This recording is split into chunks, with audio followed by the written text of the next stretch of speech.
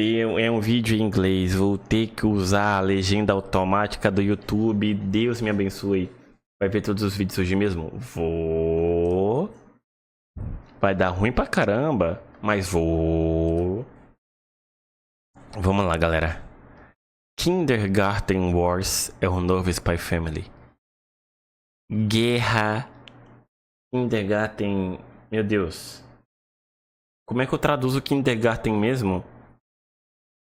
É. As guerras do jardim de infância. As guerras da creche. Beleza, beleza, Igor. Family's first. When I read Spy X Family's first few chapters, I knew it was going to be a hit. From its unbelievably likable characters, great humor, and fantastic storytelling, Spy X Family was a masterful blend of brilliant ideas. Kindergarten Wars gives me the exact same vibes. Kindergarten Wars is the story about the world's safest kindergarten. Former criminals must risk their lives to protect the children of the world's most powerful people from a non-stop stream of deadly assassins. And yes, you heard that right. Criminals are protecting the children. If a captured criminal is willing to help protect the children for just 1 year, they are given a pardon and get a second chance at life. Now that's assuming they can survive the entire year, which most don't. Our heroine is one of these criminals. Rita doesn't look like much at first. Charismatic and cheerful, she initially appears to be a regular teacher. Then she saves a kid by blocking a sniper's shot using a garden shovel. The sniper finds himself cornered almost immediately by Rita, who moves with an unnatural speed. The assassin tries to flee, but not even tear gas can slow her down. A single kick from Rita cripples him. Gun drawn and ready to kill, Rita asks who sent the assassin. Then the tone of the scene abruptly changes as the assassin is revealed to be a hot guy. Rita's horoscope told her that today there would be a fated encounter. So, maybe, just maybe, this is her future boyfriend. The assassin is a handsome, dark-haired man who has serious I can be fixed vibes coming from that scar on his face. Even though he just tried to kill a kid, É a cicatriz da orihime de Jujutsu? Rita can't resist asking if he has a girlfriend. The assassin and Rita start having a conversation. The assassin is trying to seduce Rita so that he can kill her. Rita is quizzing the assassin to make sure they like the same stuff, which is going to be very important if they start dating. The quizzing is going well for Rita. The assassin likes his rolled omelet savory, his stew on rice, karage with no lemon. It's smooth sailing until Rita asks what he does when the movie credits start rolling. This moment is the first time I got the Spy X Family vibes. Kindergarten Wars is already flexing its storytelling muscles, carefully balancing action, romance, and comedy. This whole sequence is just so masterful. The individual moments themselves are also great.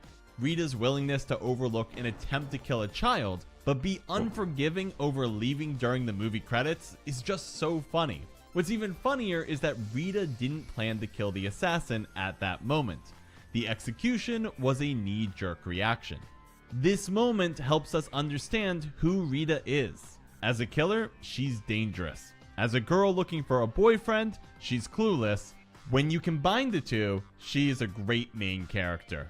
Kindergarten War also shows that it's able to build up and kill characters with ease. The assassin had great character development. We know his codename is Spade. He's very loyal to his employer and never fails a mission. He's sexy with slightly unruly hair, has an attractive voice, and his scar hints at a dark past. He has main character qualities, and yet Kindergarten Wars is comfortable killing him for a laugh. This is all in chapter 1, and the chapter isn't even done yet. The tone shifts again as Rita returns to the kindergarten and is given a flower from the kid she saved. She reflects on how she used to be a killing machine, how she was told that she would never have a life outside of killing, but now she is able to protect kids. This final note is both sad and heartwarming. You see how horrible Rita's past is and how far she has come, how she found a path where she could be more than just a killer. And all of this is in one freaking chapter. Think of how many interesting ideas and tone shifts occurred. Kindergarten Wars is going to try balancing comedy, action, Mano, tragedy, esse and romance urso, at the velho. Eu tô same muito curioso time. pra entender esse And urso. what's Valeu, even Vitor. crazier is Kindergarten Wars pulls it off. Let's start with the comedy. Rita can't stop herself from pursuing attractive men, even if those men are trying to assassinate children. The series constantly finds creative twists on that premise to generate a laugh. What happens if the assassin isn't hot? What happens when a random hot person who isn't an assassin answers one of Rita's questions wrong? What happens if there are multiple hot assassins? Each twist on the gag feels fresh and always gets me laughing. Rita is also not the only ridiculous character. The entire cast of characters are zany and eccentric. Most are former criminals, but some are ex-military who act as supervisors. So how do you explain everybody being so unordinary? Everyone has a twisted dark past that has ruined their sense of normality. For example, Rita was already killing people as a young child. From birth, she was raised to be that perfect killing machine. She was so successful that she earned the nickname The Witch, a name that still drives fear into the heart of the underworld. While Chapter 1 gives you a taste of the horrific backgrounds, it's Hannah's introduction that really drives that point home. Hannah is a new recruit at the kindergarten, but she has some baggage that she needs to resolve. Hannah comes from a family of assassins, where failure is unacceptable. After her brother and her fail a mission, their father has been trying to kill them. This arc involves Rita, Doug the former swindler, and Hannah all working together to rescue Hannah's brother, who is being used as bait to lure Hannah in. It doesn't get much darker than a father actively trying to kill his children. Hannah's story drives home how twisted everyone's past is. It's not surprising that Hannah solves so many of her problems by using a baseball bat to launch grenades. And yes, that's how Hannah fights. She pulls the pins out of grenades and then grand slams them at people. But now you know why she's a little crazy, so you can sympathize with her lack of common sense. Now, if every character was crazy, then no one would feel crazy. To make the madness stand out, you need to have a normal character. Fortunately, there is Doug. He is a former criminal and has a tragic background just like everybody else. But, his crime is swindling. That means he has some common sense. Being a swindler requires that you understand your target in order to trick them. While Doug does have trust issues, he does understand how society works. Now, Doug is not as confident compared to Hannah or Rita, deve ter festejado bastante no seu aniversário, né? But he's somewhat normal, which is the most unusual characteristic in this series. Doug does a great job of providing a baseline by which all the craziness in the series can be compared against. However, he does have one quirk. After Rita saves his life in Chapter 4, Doug falls in love with her. What's even worse is that Rita knows just enough to be wary of swindlers. Rita is willing to fall in love with child murderers, but is very cautious of opening her heart up to Doug. Eu também ficaria preocupado no meu caso, né? Já que eu sou homem. Where everyone has an unfulfilled crush. The next person on that train is Hannah, who falls in love with Doug. The train only grows from there. Romance is a great element to have in this series. Through these feelings of love, all these very broken characters can start finding a sense of normality. While Rita's quest for a boyfriend is framed in a comedic manner, the emotions underlying it are so heartwarming. Rita is trying to move on from being a killing machine. Doug is trying to build a trusting relationship with another human being, something he could never do while he was a swindler. After all, Doug was the one building fake relationships with his target and then taking advantage of them. As for Hannah, she currently believes that she is suffering from a long-term cold. She has no idea that she is in love. Now, why would she think that? Enter Luke Smith, a cop turned criminal after he killed his boss. You will either cheer for Luke from the bottom of your heart, or he will become your personal antagonist. Unlike the other characters in the series, Luke has a fourth wall breaking quality to him where it feels like he's engaging with the audience more than the other characters. Luke Smith is a huge fan of shoujo manga and has learned a valuable lesson from all of his reading. The best part of the romance is the pre-dating phase. People shine brightest when their love is unfulfilled. Luke works hard to make it as difficult as possible for this unrequited love train to ever be stopped. He actively sabotages characters so that they can't make progress. Now, Luke is an Meu ally Deus. of love and does want everybody to find happiness with their love, but only after dragging out the unfulfilled love phase for as long as possible. I appreciate Luke's existence because it's a far better reason for people to not start dating than what most manga come up with.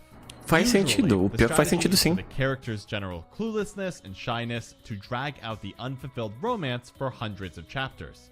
However, if a major conflict can be resolved with a 5-minute conversation, that's just extremely frustrating. But Luke is a great reason to drag out the unfulfilled romance. Doug, in particular, is aware that his feelings can be addressed with a brief conversation. He's a socially competent man. He knows what he's doing. But Luke also knows this and works so unbelievably hard to never give Doug the opportunity to have that conversation with Rita. For example, at one point in the series, Doug and Rita get locked in a room together. A classic romance scenario. Rita Kaguya, te ligam. starts to notice how attractive Doug is, and so she starts quizzing him. She wants to find an excuse to not feel anything towards him. Falling in love with a swindler is dangerous. This quizzing turns out to be in vain, as Doug happens to match up with Rita on everything. Feeling the vibe, Doug looks to make a move and confess to Rita. I love this. I love this so much. Those determined eyes rushing in to stop the confession. There isn't even enough time to go through the door, so the wall has to be shattered instead. The love must stay unfulfilled, no matter Que the cost. isso? Now, if you're paying really close attention, you'll notice that I haven't discussed something that you'd be expecting me to mention by now. What's the actual plot of Kindergarten Wars? Who are the main villains? What's their evil plan? What's fascinating is that Kindergarten Wars isn't in a rush to explain all the details. I don't blame the slower pacing because there are plenty of things to love about this series already. However, one part of the villain's plan is clear. The villains want to kill one child, a small girl named Lila. Now, when it comes to media of all kinds, anime, manga, music, books, art, you must always remember that emotion trumps logic. At the Sim. end of the day, it's about what you feel, not what you can rationalize. I can't logically explain this next part, but I can't deny the feelings I have. Lila triggers my paternal instinct in a way I've never felt before. I need to protect this child. But logically, there's no reason to Beleza, explain Igor. this feeling. Lila's character design is great. From her cute hat to expressive eyes, she is adorable. She never talks, instead choosing to communicate by blowing into a whistle. But even without words, you know she's an adventurous kid as she constantly sneaks away from her caretaker. But this doesn't explain why my paternal instinct is going wild. Why I feel that Lila must be protected no matter the cost. Por quê? She must Conte-me. survive and the villains must be defeated. I do not care if every other character dies protecting Lila. She must survive. If you've read this series, please leave a comment letting me know if this is just a me thing or if you too have this undeniable need to protect Lila. Now, as for the villains themselves, they aren't overly developed yet, but one part that is clear about the villains is that they pack a punch. Early in the series, the action is used to establish just how powerful Rita really is. Rita will block an assassin's sword with a pair of scissors. She kills off a group of ninja assassins while quizzing them to see if they're boyfriend material. But the villains start to get more powerful with the introduction of Natasha. She has roughly the Pera. O bom desse vídeo é que é de 2023. Parece que conta muita coisa, mas é quase tanto da história até o momento atual. É conteúdo de apenas um ano de serialização. Porra! same background as Rita. Natasha was trained as an assassin from a young age and was far more powerful than anyone she encountered. Each person she went after was killed with ease. It didn't matter if it was a member of the Mafia, Triad, Yakuza, a cartel member, boxing champion, whoever. Everyone ended up beheaded all the same. Natasha is tasked with assassinating a child, but her real interest is fighting Rita, the infamous witch. This particular panel really drives home how dangerous Natasha ends up being. Tá. The entire playground is split with a single sword swipe as Rita, Doug, and Hannah try desperately to protect 3 children. From this point onward, Rita encounters foes that match or exceed her strength. The fights can still be comedic in nature, but they come with a higher degree of tension. For example, Rita clashes with an assassin named Natsuki, who uses goldfish scoopers to fight. It's ridiculous, but it's also very similar to how Rita will fight using random objects, like a garden shovel or a pair of scissors. The weapons help the series keep its comedic feel, but the stakes are much higher. As for the outcomes of these battles, they are either very heartwarming or tragic. You never know which it's gonna be. The author has no trouble creating interesting characters that you get invested in. E aí That's você an vai lá e element mata. that most series that focus on action can't deliver on. Authors are always afraid to kill off their characters because building them up is difficult. But the author of Kindergarten Wars... Deixa eu só fazer uma coisinha aqui. Pronto. Uchiba has no issue writing great characters. As the villains who challenge Rita, like Natasha, Leo, Ashley, and Natsuki, enter the series, you never know what will happen. Any single fight could end in tragedy for the villains or the heroes. Kindergarten Wars ends up being... Não, bugou de novo. Bugou de novo.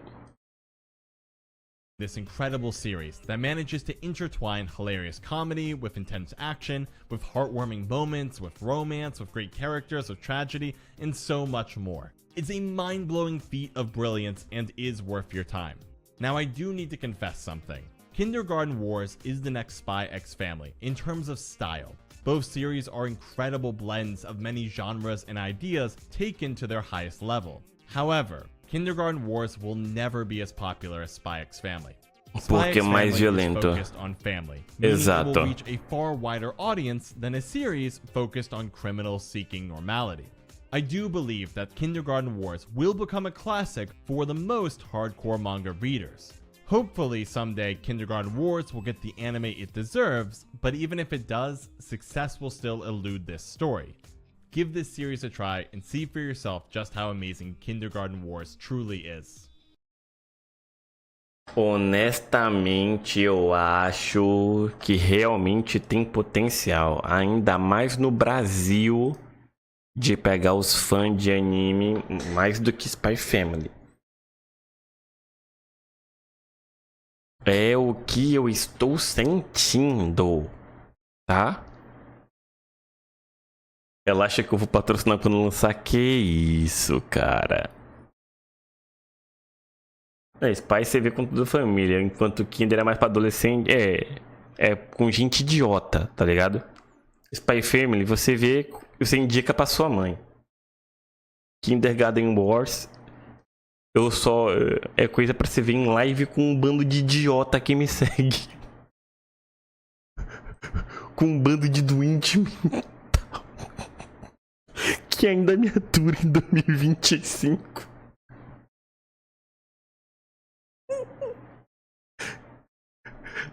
É tipo, é um Iruma-kun.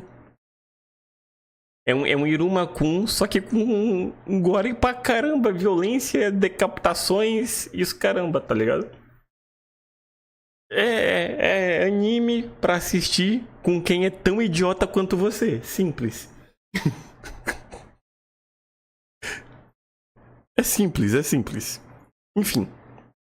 Pessoal do YouTube, valeu pela companhia. Até a próxima. E eu fui. Tchau, tchau. Eu realmente fiquei interessado, tá?